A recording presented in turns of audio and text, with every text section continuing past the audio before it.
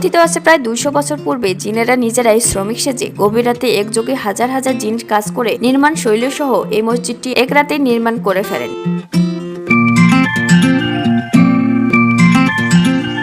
এলাকাবাসীর সাথে কথা বলে জানা যায় এলাকাটি একটু উঁচু ও পিরামিড আকৃতির ছিল। বন জঙ্গলের মধ্যেই ছোট একটি মসজিদ ঘর নির্মাণ করে এলাকার মানুষ নামাজ আদায় করত। কিন্তু হঠাৎ একদিন সকালে ঘুম থেকে উঠে মানুষজন দেখতে পান এক রাতের মধ্যেই এই নির্মাণ শৈলী সহ মসজিদটির নির্মাণ কাজ শেষ করেন জিনেরা।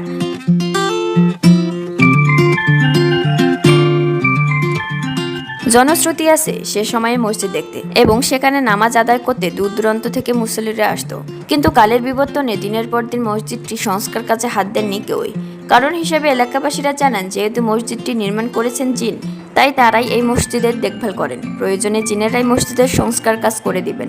এই ভ্রান্ত ধারণা থেকে নীরব থাকেন এলাকাবাসী। ফলে এভাবেই কেটে যায় প্রায় 200 বছর। ধীরে ধীরে একসময় মসজিদের নির্মাণ শৈলীগুলোও বিলীন হতে থাকে। এই মসজিদটির সামনে মাত্র 100 গজ পূর্বে সেই সময় নির্মাণ করা হয়েছিল একটি মসজিদ, যা এখনো রয়েছে।